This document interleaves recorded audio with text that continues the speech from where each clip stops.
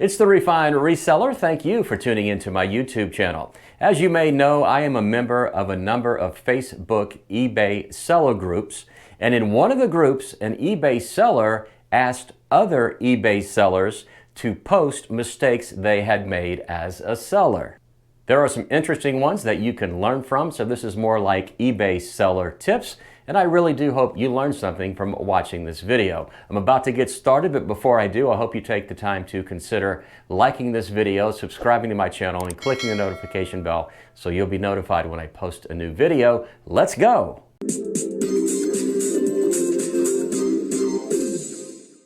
Here's the first one. When selling jewelry, always post a picture of the jewelry on a scale showing the weight of it, especially if it's gold or silver. That will protect you when a dishonest buyer claims the piece did not weigh as much as listed. You know, I think that's a great idea. I see jewelry at almost every garage sale that I go to, and to be honest with you, I don't really have the time to sit there and sort through it like these lovely ladies do, so I do not buy it piece by piece. Every once in a while, if I see a large lot of jewelry, I will make an offer for the entire lot, hoping that there's one or two pieces that will pay for that entire lot. So if you sell jewelry, take this seller's advice and be sure to have a picture in your listing of the jewelry on a scale showing the exact weight of it. Here's number 2. Just because it says it's collector's edition doesn't make it valuable. And that is so true. Here are some examples. It's kind of funny, but it's true. I'm thinking of things like Franklin Mint plates, Norman Rockwell plates, and very similar stuff like this. They have almost no value, so do not buy them. Here's number 3. Puerto Rico and the United States Virgin Islands are not international shipping. They are U.S. protectorates and are considered regular mail. That's a good thing to know if you have someone buy an item from those protectorates. I'm not sure if I've ever shipped anything to Puerto Rico or the Virgin Islands, but now I know if I do, it's not international shipping. Here's number 4. When you pack breakables, ask yourself this question.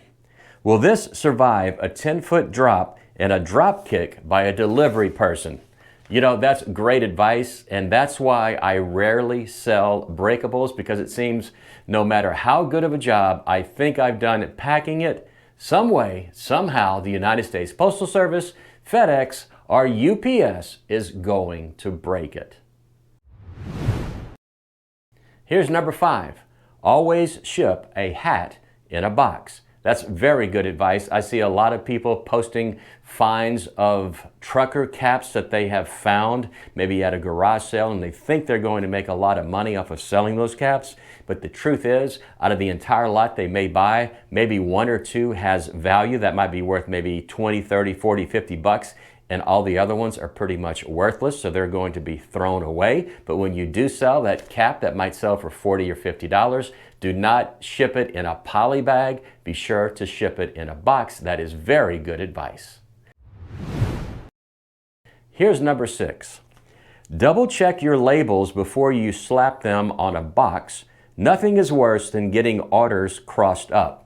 And this is so true because it has happened to me a few times over the years. I remember I bought about 600 model airplanes, and I was selling like 5 or 6, 7 of them a day. And at one point I did ship the wrong one to the wrong person and the other wrong one to the wrong person, if you understand what I'm saying. So they got mixed up, and I was very fortunate because I just contacted the buyers and I asked them to ship their product to the right buyer, and I would pay for shipping. They both agreed to do that, and it worked out fine. And to be honest with you, I think I just got lucky. These were two very helpful buyers.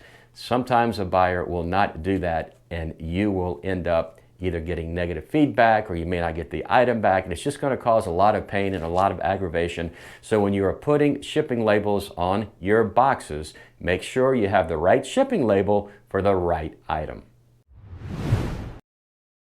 Here's the next one. When selling electronics, take a picture of the serial number just in case the customer wants to send the item back. That way you'll know if the returned one is the one you sold. I think that's very good advice because I hear of scams all the time where somebody sold a piece of electronics, the buyer said it did not work, the buyer returned it, and it was not the exact same one the buyer had bought, but the seller cannot prove it because maybe they didn't take a picture of the serial number.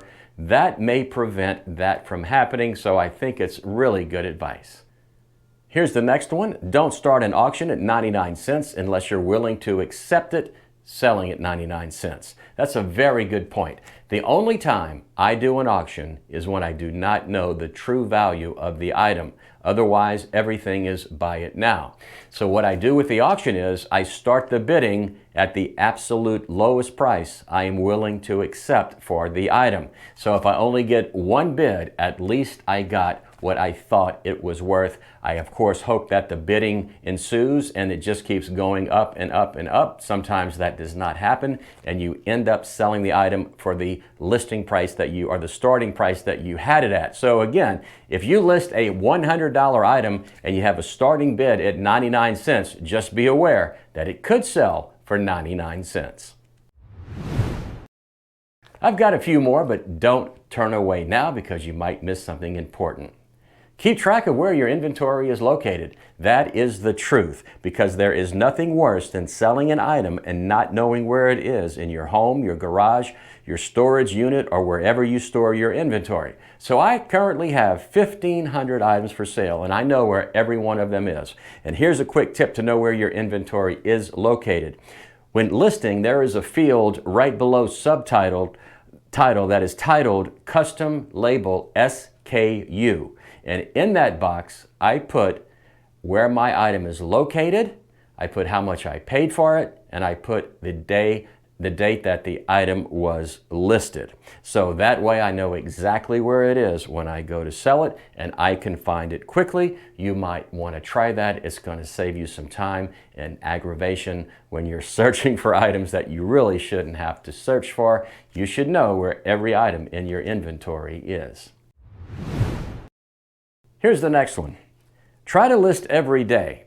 I think that's very, very good advice because the more active you are on eBay, I think the better your sales are. At least that's what I have experienced. I do notice that when I am not listing every day, my sales do slow down. So if I go to a garage sale and I buy 100 items, which I just recently did, I'm not going to list 25 items a day for 4 days. Instead, I will list 10 items a day for 10 days, and that will keep me active for 10 days because I know that is what eBay likes for sellers to do. Here's one that everybody hates: not filling out all item specifics. I know. It's a total hassle, and some item specifics make absolutely no sense, and it's very time consuming, but you really need to do it if you want to be a successful eBay seller. So fill out all of those item specifics. I know you don't want to, but just do it. And here's the last one: not entering package measurements correctly. So this is something that just came up recently, and let me be clear. I don't put package dimensions in the listing because I don't pack an item until it is sold, so I have no way of knowing the exact measurements. Now, I'm talking about entering the dimensions once the item is sold and you were printing the label.